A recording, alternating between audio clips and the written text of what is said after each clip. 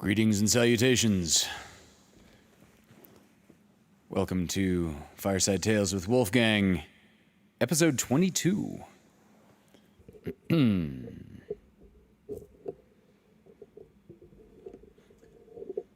Greetings and salutations.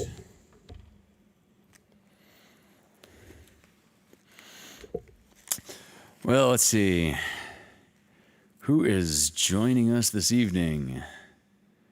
Paul Carganilla, you are not only early, but beating the 30-minute delay he was watching. Was that Suggestion Box or no? Maybe that was QWF last week. I'm watching all the Vaudacity shows that I'm not on. It's a real community blowing up there. Hello, Melissa Catano, Kelsey Blaine Gibson, Christina Beeland,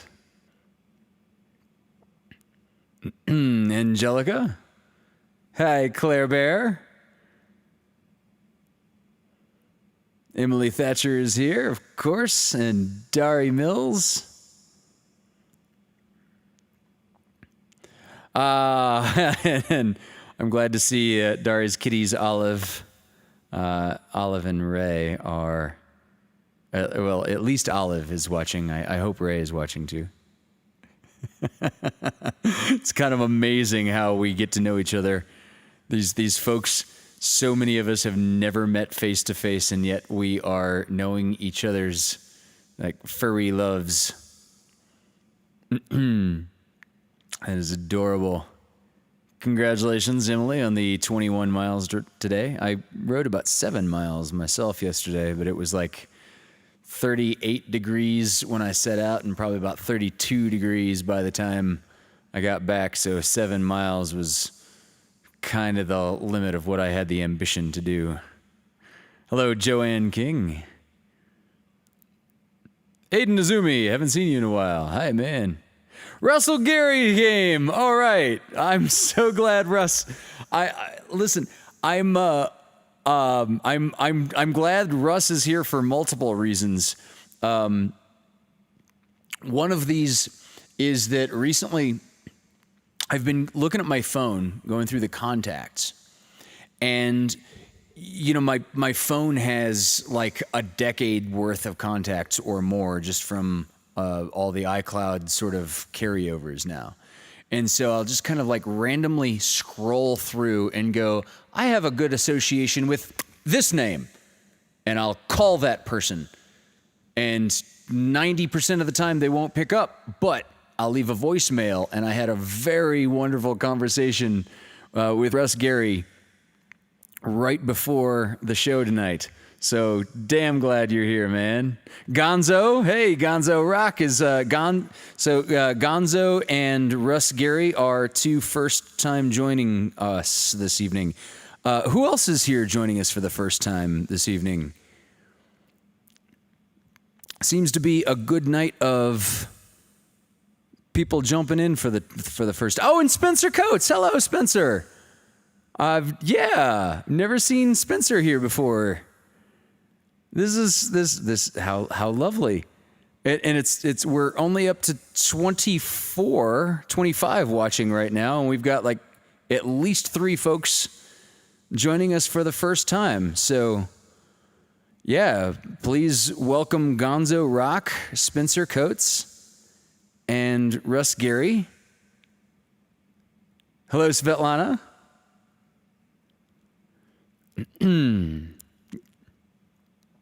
A lucid daydreamer. Lucid daydreamer. I don't know who to call you by. I don't know if I know you by another name in the non-VR world, as it were. Hello, Patty Pinkstaff. Well, let's get started where there is more material than I could possibly get through in an hour. My mom is here. Orchids for Pam. And Ben V. Ben V has been sharing like various cool stuff with me in private messages lately, concerts and the occasional graphic.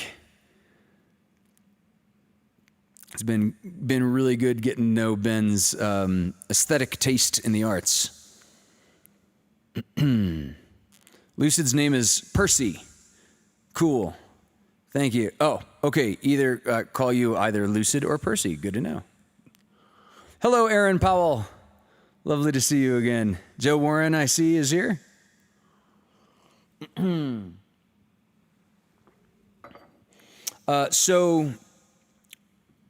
Hi, Anna.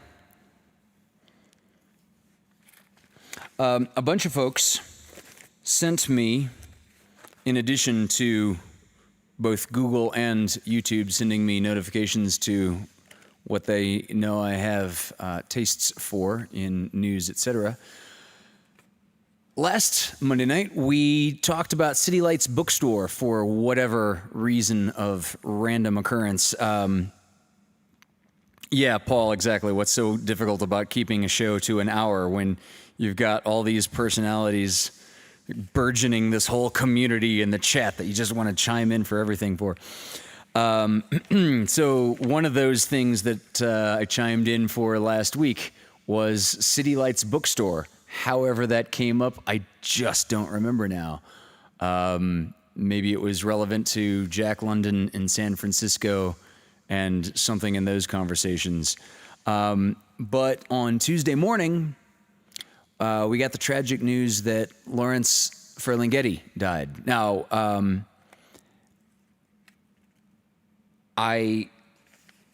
the man lived to be 101, so no one is going to say that his death was untimely. However, his contributions to art, in particular literature and poetry, will definitely be missed. The man started... Yes, Spencer knows this already. The man personally started a badass, iconic bookstore that doubled as a publishing company in San Francisco. Lawrence Ferlinghetti was born in 1919, and an article from The Guardian published on February 23rd, i.e. last week, said this about him, that in 1951, he was drawn to California as a place to start afresh. San Francisco had a Mediterranean feeling about it, he told the New York Times. I felt it was a little like Dublin when Joyce was there. You could walk down Sackville Street and see everyone of any importance in one walk.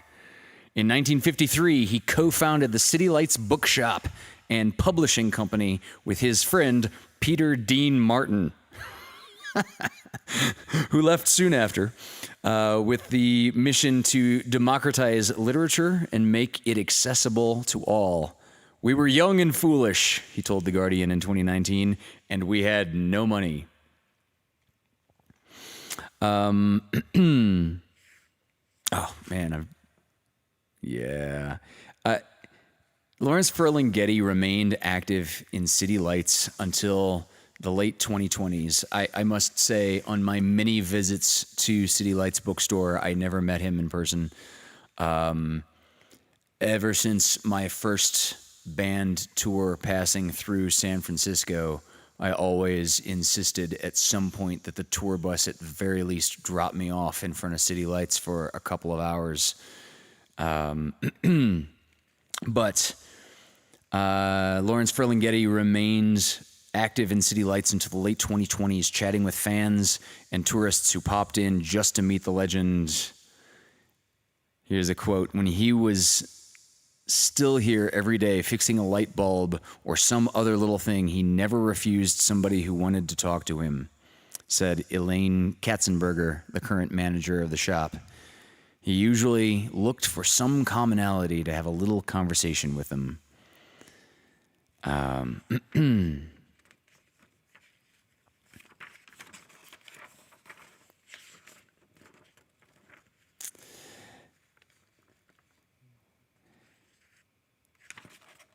I've got so many notes on the background and biography of Lawrence Ferlinghetti. I can't even get through all the pages.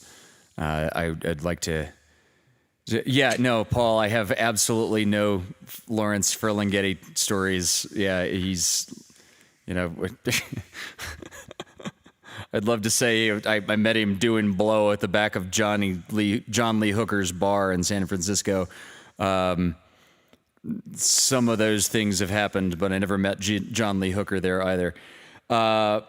So Mom's note on Lawrence Ferlinghetti is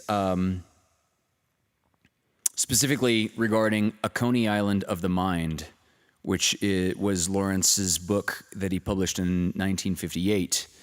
It's definitely his best-known work. City Lights made more than 1 million... City Lights reported that more than 1 million copies had been printed.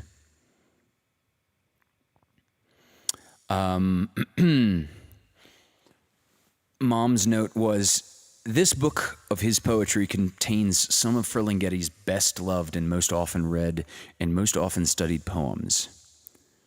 Remember that this was written in the conservative post-war period, and Ferlinghetti's strong, animating force of counterculture blazes fully in A Coney Island of the Mind, as it also demonstrates his spirit of joy to raise awareness of the full spectrum of just where we are living.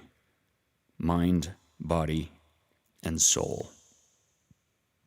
Bob Dylan, a fan of the collection, called Ferlinghetti a brave man and a brave poet. That's...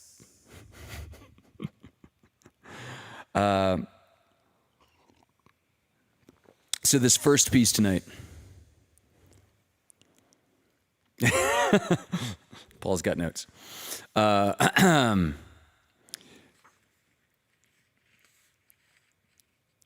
From the book, A Coney Island of the Mind, from 1958.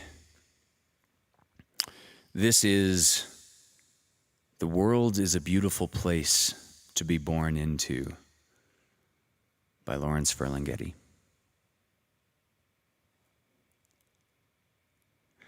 The world is a beautiful place to be born into if you don't mind happiness, not always being so very much fun. If you don't mind a touch of hell now and then, just when everything is fine, because even in heaven, they don't sing all the time. The world is a beautiful place to be born into if you don't mind some people dying all the time. Or maybe only starving some of the time, which isn't half so bad if it isn't you. The world is a beautiful place to be born into if you don't much mind a few dead minds in the higher places, or a bomb or two now and then in your upturned faces, or such other improprieties as our named brand society is prey to with its men of distinction and its men of extinction and its priests and other patrolmen and its various segregations and congressional investigations and other constipations that our fool flesh is heir to. Yes, the world is the best place of all for a lot of such things as making the fun scene and making the love scene and making the sad scene and singing low songs of having inspirations and walking around looking at everything and smelling flowers and goosing statues, and even thinking and kissing people and making babies and wearing pants and wearing hats and dancing and going swimming in rivers on picnics in the middle of the summer and just generally living it up. Yes. But then, right in the middle of it, comes the smiling mortician.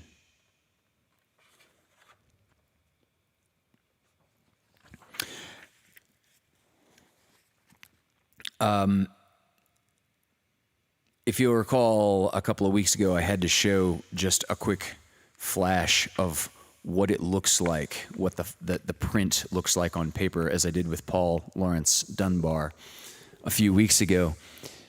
This is that a few poets write in such a way that the way the words appear on the page is part of the work. E. Cummings springs immediately to mind as one such poet. Lawrence Ferlinghetti was clearly and obviously one of these poets who used not font, but placement of the words on the page. Hey, Deep Sky dude. Glad you joined us, man. Any update as to what the launch time on Wednesday is going to be out of SpaceX, by the way? I don't suppose that's been publicly disclosed to any precision, has it?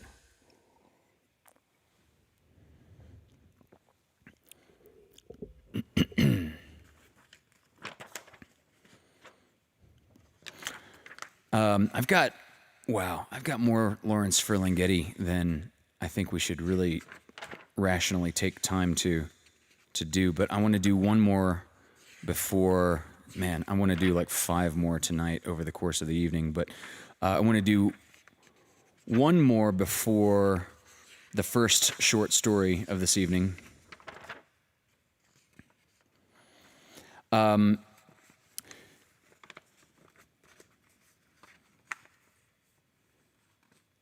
Late morning or early afternoon for Wednesday's SpaceX launch.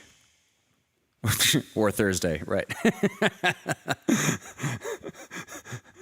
Yeah, after how the last launch went, that nobody rush any of this stuff. Anybody need an extra 5 minutes? Cool. What do you need? Like, hey, is the rocket gonna blow up if you don't take an extra 5 minutes? Do you need an extra 5 minutes? What are you checking? Heat shields? Like some codes that ignite all the engines at the same time? Or is everybody cool? That's kind of what Wednesday is going to look like for SpaceX Command.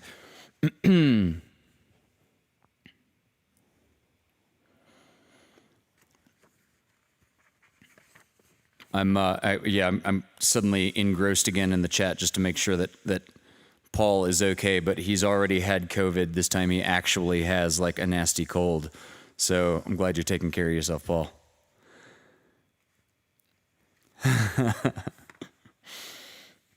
Okay, so in December of 2018, Iris Silverberg was interviewing Lawrence Ferlinghetti, and after reading Ferlinghetti's own poem back to Ferlinghetti, Silverberg asked, I wonder how that feels in terms of where we're at politically right now.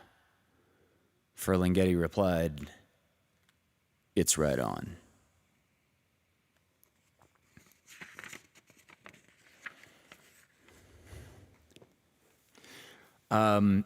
So just to give you context to that quote, Ferlinghetti wrote this poem in 2007, so that would have been the George W. Bush administration. And then in December of 2018, when that interview took place, that of course would have been during the Donald J. Trump administration.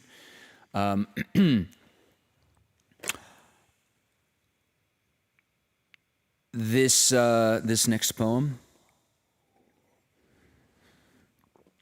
this is called Pity the Nation by Lawrence Ferlinghetti.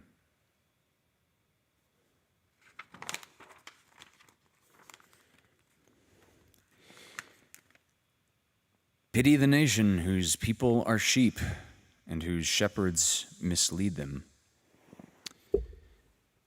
Pity the nation whose leaders are liars, whose sages are silenced, and whose bigots haunt the airwaves. Pity the nation that raises not its voice except to praise conquerors and acclaim the bully as hero, and aims to rule the world by force and by torture. Pity the nation that knows no other language but its own, and no other culture but its own. Pity the nation whose breath is money and sleeps the sleep of the too well-fed. Pity the nation, oh, pity the people who allow their rights to erode and their freedoms to be washed away. My country, tears of thee, sweet land of liberty.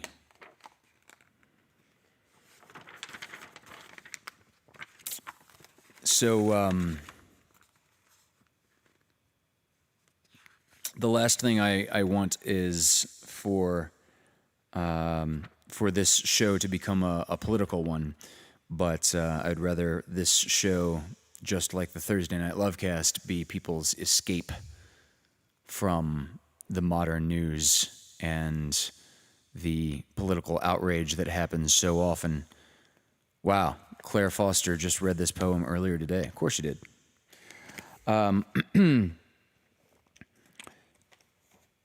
So despite not wanting this to become a political show, I have to read that as sort of the backdrop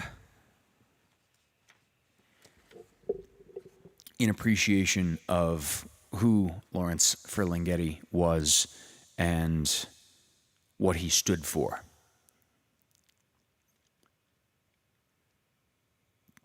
That should stand out.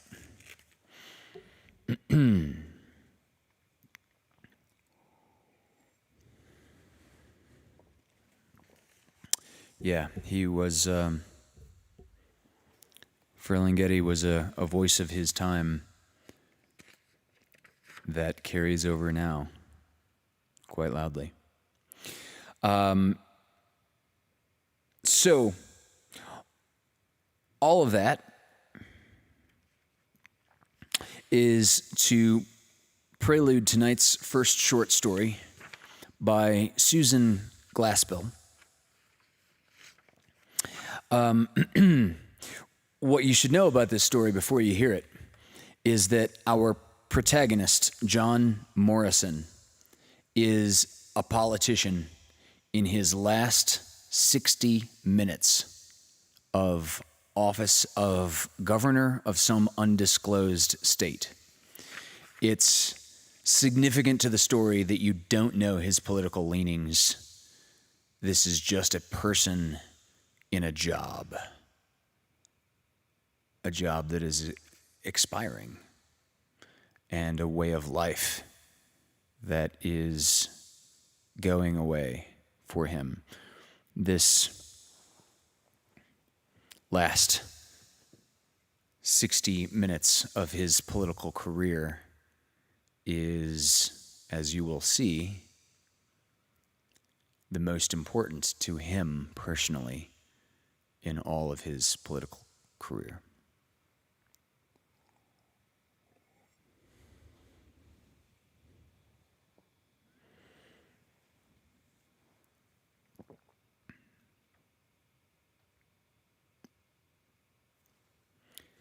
This is The Last 60 Minutes by Susan Glaspell. 9, 10. The old clock paused as if in dramatic appreciation of the situation, and then slowly, weightily, it gave the final stroke. 11. The governor swung his chair halfway around and looked at the timepiece full in the face. Already the seconds had been ticking off the last hour of his official life. On the stroke of 12, another man would be the governor of the state. He sat there, watching the movement of the minute hand. The sound of voices, some jovial, some argumentative, was borne to him through the open transom. People were beginning to gather in the corridors, and he could hear the usual disputes about tickets of admission to the inaugural. His secretary came in just then with some letters. "Could you see Whitefeld now?" he asked. "He's waiting out here for you." The old man looked up wearily. Oh, put him off, Charlie. Tell him you can talk to him about whatever it is he wants to know. The secretary had his hand on the knob when the governor added, and Charlie, keep everybody out if you can. I've got a few private matters to go over. The younger man nodded and opened the door. He half closed it behind him and then turned to say, except Francis, you'll want to see him if he comes in, won't you? He frowned and moved impatiently as he answered curtly, oh, yes, Francis. Of course. It never occurred to any of them that he could close the door on Francis. He drummed nervously on his desk, then suddenly reached down and, opening one of the drawers, tossed back a few things and drew out a newspaper. He unfolded this and spread it out on the desk. Running across the page was the big black line, "Real governors of some western states." And just below, the first of the series, and played up as the most glaring example of nominal and real in governorship, was a sketch of Harvey Francis. He sat there looking at it, knowing full well that it would not contribute to his peace of mind. It did not make for placidity of spirit to be told the end of things that he had, as a matter of fact, never been anybody at all. And the bitterest part of it was that, looking back on it now, getting it from the viewpoint of one stepping from it, he could see just how true was the statement, Harvey Francis has been the real governor of the state. John Morrison, his mouthpiece and figurehead. He walked to the window and looked out over the January landscape. It may have been the snowy hills as well as the thoughts weighing him down that carried him back across the years to one snowy afternoon when he stood up in a little red schoolhouse and delivered an oration on the responsibilities of statesmanship. He smiled as the title came back to him, and yet, what had become of the spirit of that 17-year-old boy? He had meant it all then. He could remember the thrill with which he stood there that afternoon long before and poured out his sentiments regarding the sacredness of public trusts. What was it had kept him, when his chance came, from working out in his life the things he had so fervently poured into his schoolboy oration?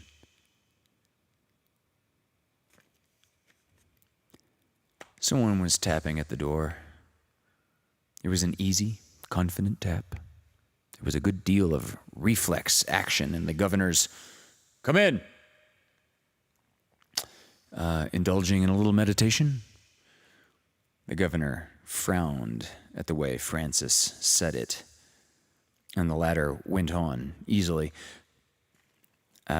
Just came in from a row with Dorman. Everyone is holding up for tickets, and he, poor young fool, he looks as though he wanted to just jump in the river and things. Dorman, he takes things tremendously to heart, the poor bastard. He lighted a cigar, smiling quietly over that youthful quality of Dorman's. "Well," he went on, leaning back in his chair and looking about the room, "I thought I'd look in on you for a minute. Yeah, you see, I'll not have the entry to the governor's office by afternoon." He laughed, the easy, good-humored laugh of one too sophisticated to spend emotion uselessly. It was he who fell into meditation then, and the governor sat looking at him. A paragraph from the newspaper came back to him. Harvey Francis is the most dangerous type of boss politician. He's not the crude and vulgar method that asks a man what his vote is worth. He deals gently and tenderly with consciences. He knows how to get a man without fatally injuring that man's self-respect. The governor's own experience bore out that summary. When elected to office as state senator, he had cherished old-fashioned ideas of serving his constituents and doing his duty. But the very first week, Francis had asked one of those little favors of him. And wishing to show his appreciation of support given him in his election, he had granted it. Then, various courtesies were shown him. He was let in on a deal here and there, and almost before he realized it, it seemed definitely understood that he had become a Francis man. Francis roused himself and murmured, "Fools, amateurs." "Layman?" ventured the governor. "Layman and all of his crowd." And yet, the governor could not resist. In another hour, this same fool will be governor of the state. The fool seems to have won. Francis rose impatiently. For the moment, it won't be lasting. In any profession, fools and amateurs may win single victories, but they can't keep it up. They don't know how. No, he insisted cheerfully. Layman will never be reelected. Fact is, I'm counting on this contract business we've saved up for him getting in good work. He was moving toward the door. "Well," he concluded with a curious little laugh, "see you upstairs." The governor looked at the clock. It pointed now to 25 minutes past 11. The last hour was going fast. In a very short time, he must join the party in the anteroom of the house, but weariness had come over him. He leaned back in his chair and closed his eyes. He was close upon 70, and today looked even older than his years. It was not a vicious face, but it was also not a strong one. People who wanted to say nice things of the governor called him pleasant or genial or kindly. Even the men in the appointive offices did not venture to say he had much force. He felt it today as never had before. He had left no mark. He had done nothing, stood for nothing. Never once had his personality made itself felt. He had signed the documents that Harvey Francis had always suggested. The term was Francis's own, and the suggestions had always dictated the policy that would throw the most influence or money to that splendidly organized machine that Francis controlled. With an effort, he shook himself free from his cheerless retrospect. There was a thing or two he wanted to get from his desk, and his time was growing very short. He found what he wanted, and then, just as he was about to close the drawer, his eye fell on a large yellow envelope. He closed the drawer but only to reopen it, take out the envelope, remove the documents it contained, and then one by one, he spread them out before him on the desk. He sat there, looking down at them, wondering whether a man had ever stepped into office with as many pitfalls laid for him. During the last month, they had been busy about the old State House, setting traps for the new governor. The machine, Francis's machine, was especially jubilant over those contracts the governor now had spread out before him. The convict labor question was being fought out in the state just then. Organized labor was demanding its repeal. Country taxpayers insisted that it be maintained. Under the system, the penitentiary had become self-supporting.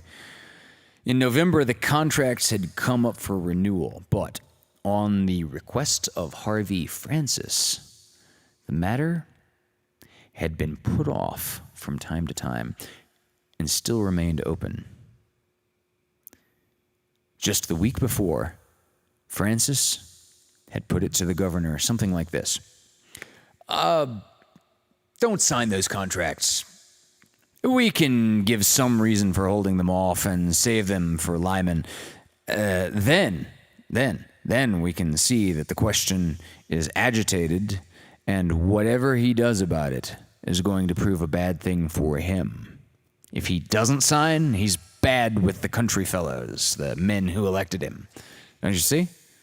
At the end of his administration, the penitentiary,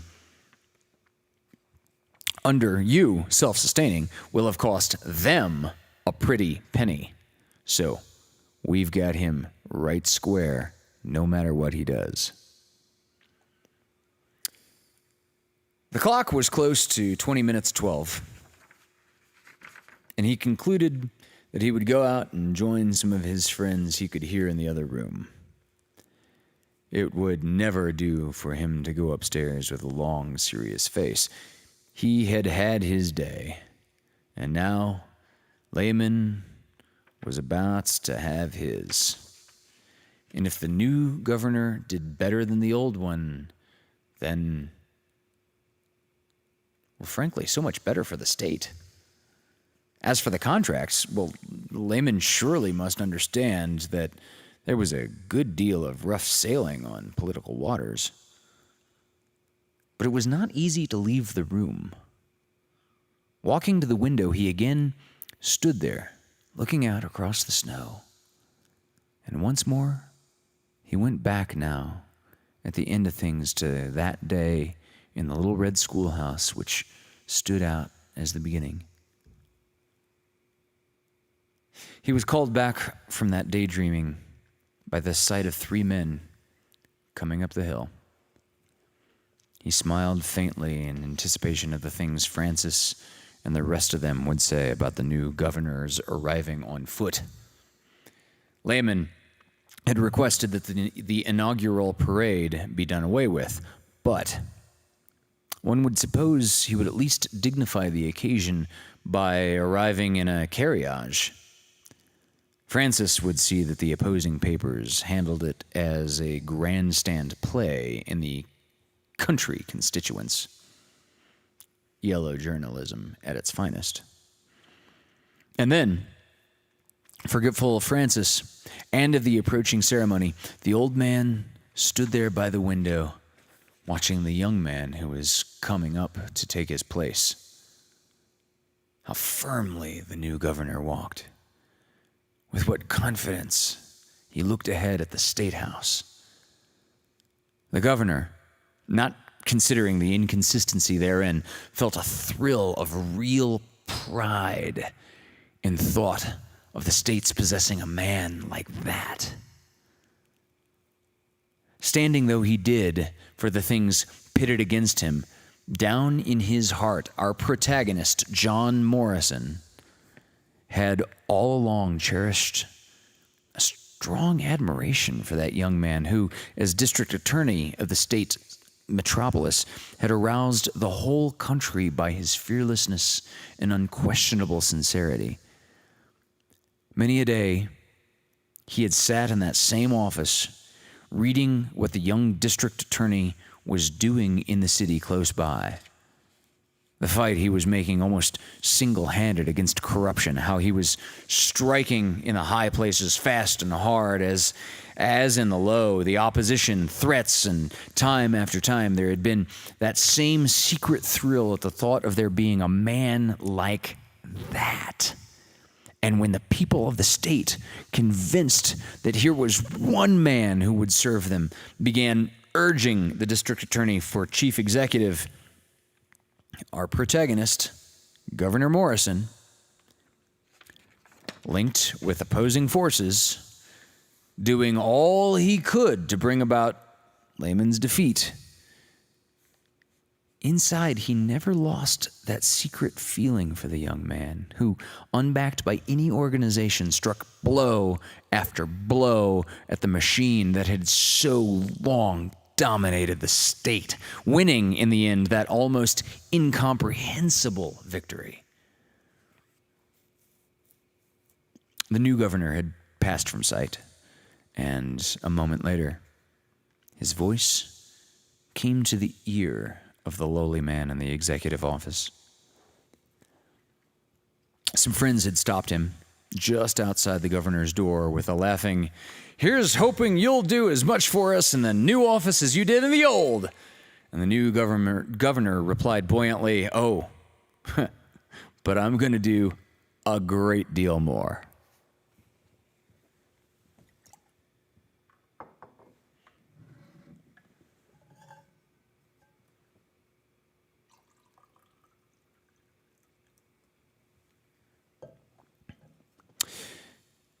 The man within the office smiled a little wistfully and with a sigh sat down before his desk. The clock now pointed to 13 minutes of 12. They would be asking for him upstairs. There were some scraps of paper on his desk, and he threw them into the wastebasket, murmuring, "I can at least give him a clean desk." He pushed his chair back sharply. A clean desk. The phrase opened to deeper meanings. Why not clean it up in earnest? Why not give him a square deal? A real chance? Why not sign the contracts? Again, he looked at the clock. Not yet 10 minutes of 12. For 10 minutes more, he was governor of the state. 10 minutes of real governorship. Might it not make up a little, both to his own soul and to the world, for the years that he had weakly served as another man's puppet? The consciousness that he could do it. That it was not within the power of any man to stop him was intoxicating. Why not break the chains now at the last, and just before the end, taste the joy of freedom? He took up his pen and he reached for the inkwell. With trembling, excited fingers, he unfolded the contracts. He dipped his pen into the ink. He even brought it down on the paper. And then the tension broke. He sat back in his chair, a frightened, broken old man. "Oh, no," he whispered. "No, not now. His head went lower and lower until at last it rested on the desk. "It's too late." When he raised his head and grew more steady, it was only to see the soundness of his conclusion. He had not the right now, in the final hour, to buy for himself a little glory. It would only be a form of self-indulgence. They would call it, and perhaps rightly, hush money to his conscience. They would say he went back on them only when he was through with them. Oh no, there would be no more strength in it than in the average deathbed repentance. He would at least step out with consistency. He folded the contracts and put them back in the envelope.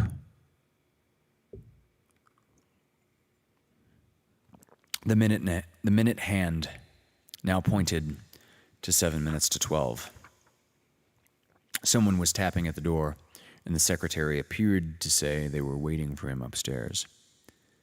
He replied that he would be there in a minute, hoping that his voice did not sound as strange to the other man as it had to himself.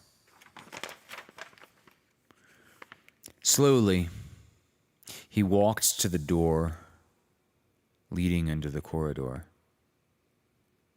This, then, was indeed the end. This, the final stepping down from office. After years of what they called public service, he was leaving it all now with a sense of defeat and humiliation. A lump was in the old man's throat. His eyes were blurred. But you, Frank Lehman, he whispered passionately, turning as if for comfort to the other man, it will be different with you. They'll not get you. No, not you. It lifted him then, as a great wave, this passionate exultation that there was here with one man whom corruption could not claim as her own. Here was one human soul not to be had for a price. There flitted before him again a picture of that 17-year-old boy in the little red schoolhouse, and close upon it came the picture of this other young man against whom all powers of corruption had been turned in vain. With the one, it had been the emotional luxury of a sentiment, a thing from life's actualities apart. With the other, it was a force that dominated all things else, a force over which circumstances and design could not prevail. I know all about it, he was saying. I know all about it. I know how easy it is to fall. I know how fine it is to stand. His sense of disappointment in his own empty, besmirched career was almost submerged then as he projected himself onto the career of this other man who within the hour would come there in his stead. How glorious was his opportunity, how limitless his possibilities, and how great to his own soul the satisfaction the years would bring of having done his best. It had all changed now. That passionate longing to vindicate himself, add one thing honorable and fine to his own record, had altogether left him. And with the new mood came new insight, and what had been an impulse centered to a purpose.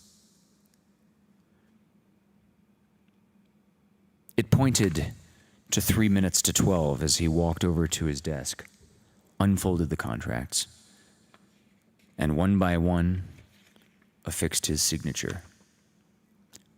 In a dim way, he was conscious of how the interpretation of his first motive would be put upon it, how they would call him traitor and coward.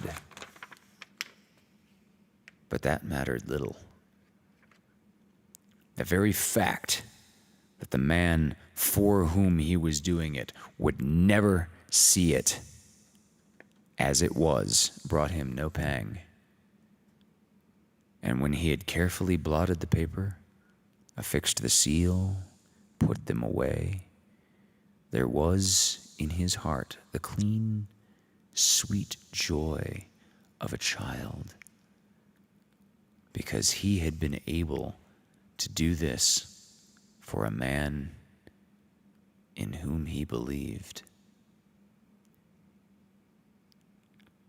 The band was playing the opening strains as he closed the door behind him and started upstairs.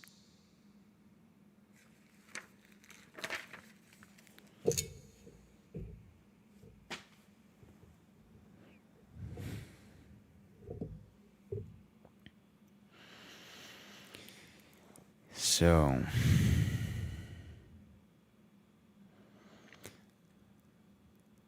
some politicians may be said to have some form of consciousness, as it turns out.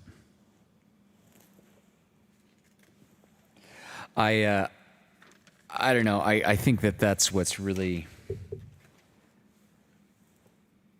I think that's was so precious and encapsulating about the Bernie Sanders memes that went all over.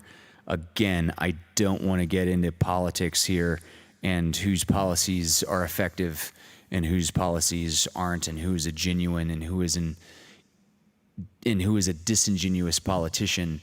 But I think what really got to most people was Bernie Sanders sitting in a folding chair by himself, wearing a big puffy coat, wearing a mask, wearing mittens with this crazy environmental backstory to them. It was just a servant of the people sitting there in the stands by himself.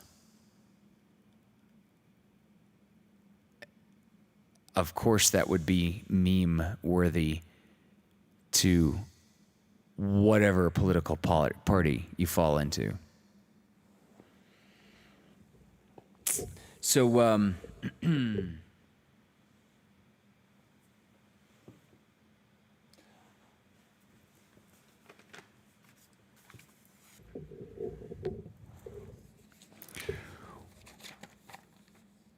we'll finish this evening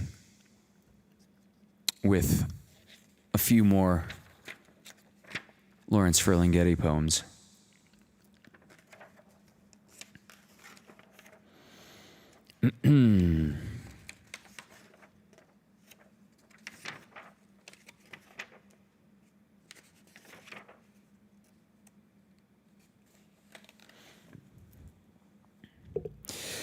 This one also comes from A Coney Island of the Mind, copyright 1958. This is Sometime During Eternity by Lawrence Ferlinghetti. Sometime during eternity, some guys show up, and one of them, who shows up real late, is a kind of carpenter from some square-type place like Galilee, and he starts wailing and claiming he is hip to who made heaven and earth, and the cat who really laid it on us is his dad. And moreover, he adds, it's all writ down on some scroll-type parchments, which some henchmen leave lying around in the Dead Sea somewheres a long time ago, and which you won't even find for a couple of thousand years or so, or at least for 1947 of them to be exact. And even then, nobody really believes them, or me, for that matter. You're hot, they tell him, and they cool him. They stretch him on the tree to cool. And everybody after that is always making models of his tree with him hung up, and always crooning his name and calling him to come down and sit in on their combo as if he is the king cat who got to blow, or they can't quite make it, only he don't come down from his tree. Him just hang there on his tree, looking real petered out and real cool. And also, according to a roundup of late world news from the usual unreliable sources. Real dead.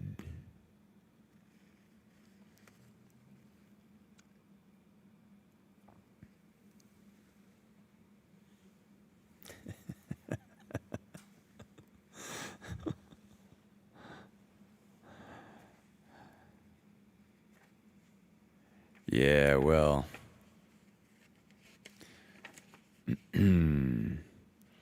the angry Belushi brother said that only grips pronounce it poems.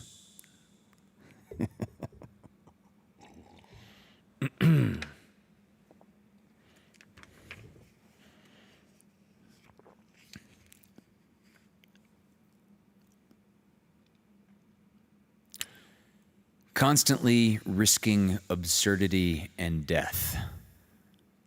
From A Coney Island of the Mind by Lawrence Ferlinghetti.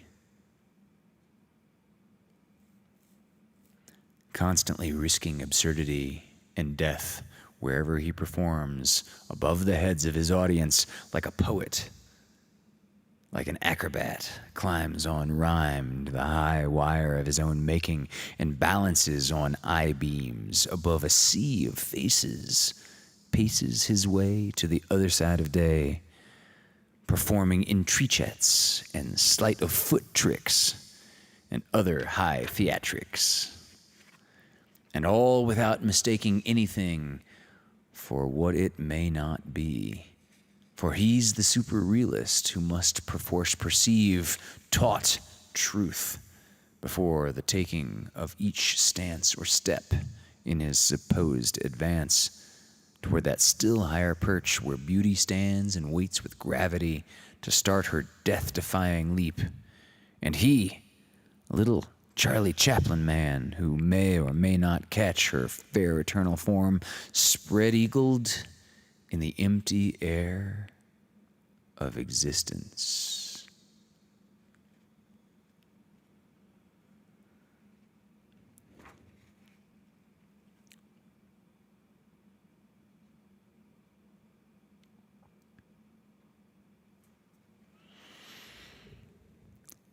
Yeah.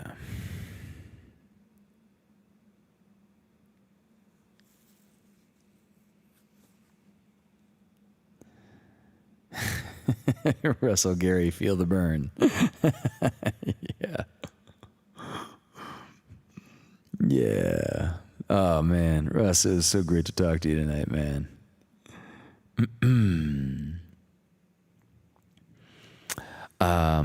Let's see.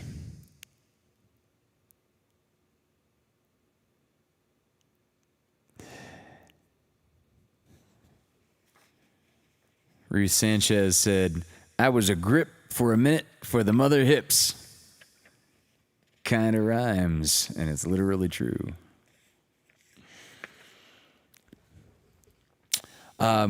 Just going to read a few more Lawrence Ferlinghetti for this evening. This next one is also from A Coney Island of the Mind. This is In Golden Gate Park That Day by Lawrence Ferlinghetti. In Golden Gate Park that day, a man and his wife were coming along through the enormous meadow, which was the meadow of the world.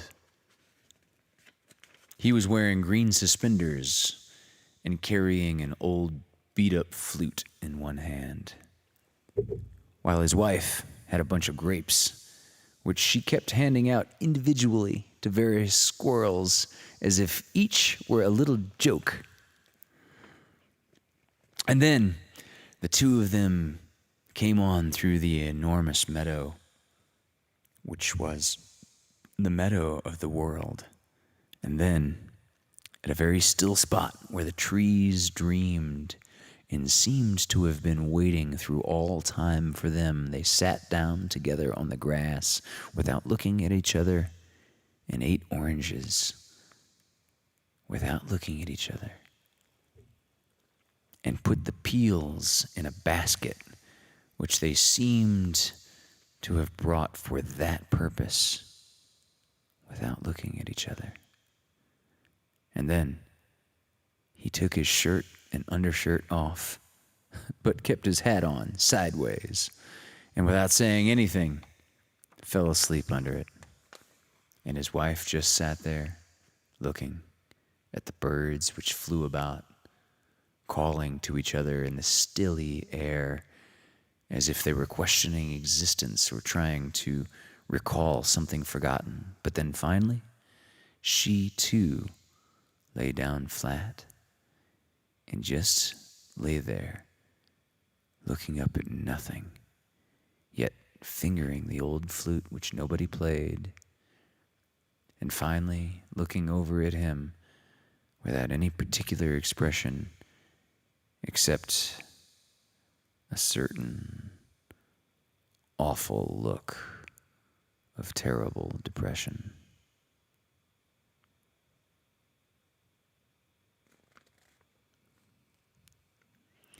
Yeah, no, that's the damnedest thing. They weren't looking at their phones, and one of them was totally content, and the other was simply resigned. But there were no phones to be blamed. Hello, Stephanie McHugh. This is your first time joining us this evening as well? Well, greetings and salutations. For anyone that has not yet, please welcome Stephanie McHugh. Yeah. It's kind of neat tonight in this weird mix-up. This is lower than average attendance, but higher than average new folks joining the fold.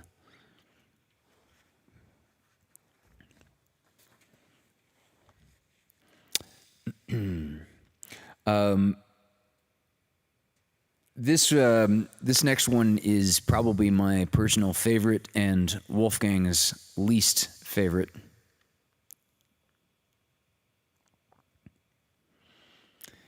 Because this is Dog by Lawrence Ferlinghetti.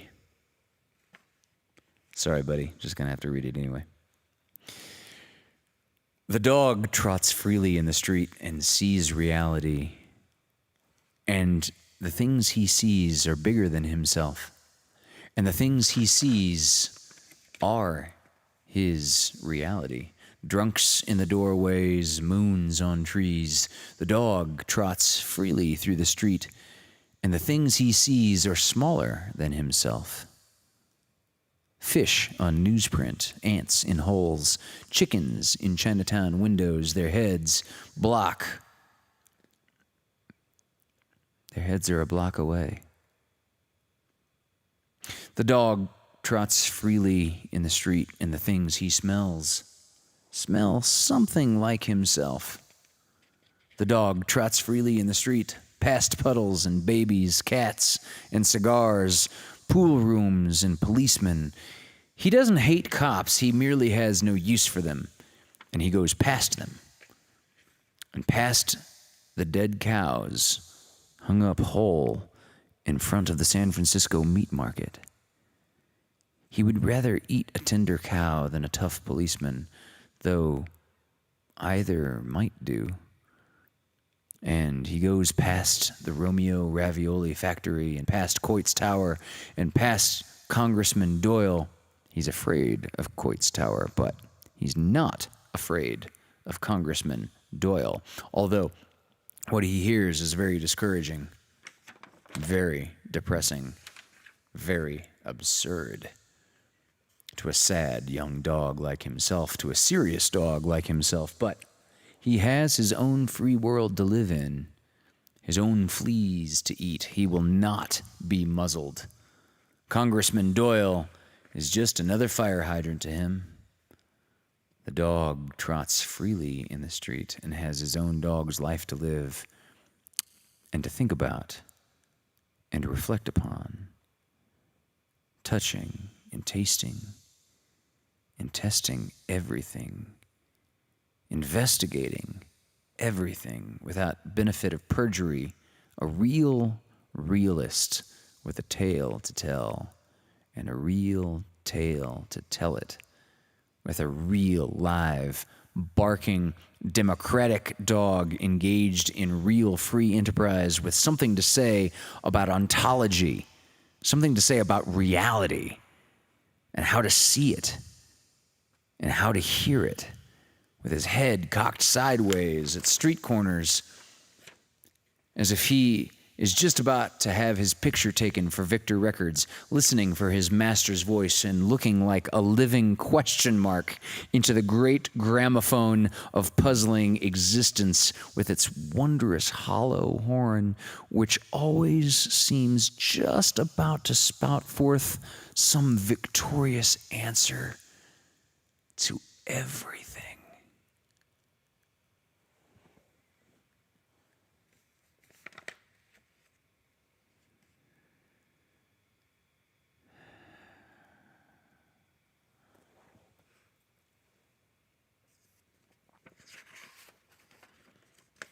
Wow. I love that imagery, you know, that posture dogs get when they like kind of cock their head to the side and pop one ear up like a living question mark.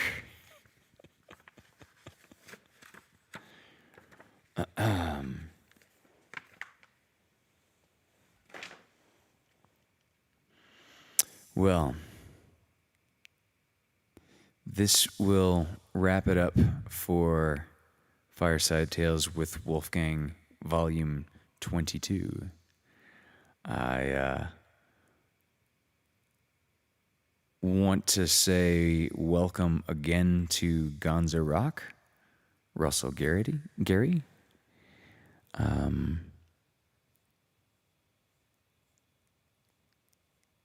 Spencer Coates, and Stephanie McHugh, who are all joining us for the first time this evening.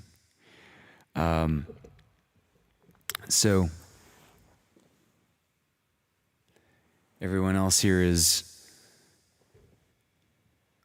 quite familiar with the closing ritual, where I just like to turn the fire up and not kill the chat right away so that you can all say goodnight to each other, because the community that this show fosters and engenders is the real value that we all collectively bring to the world. So I will bid you adieu and leave you all to bid each other the same in the chat. Thank you, and I will see you on Thursday for the Lovecast at 6 o'clock. And then later on, after the Lovecast, we're going to be doing our, third games night? Vaudacity, the Vaudacity Network televised Jackbox games. If you haven't seen this yet, please join us.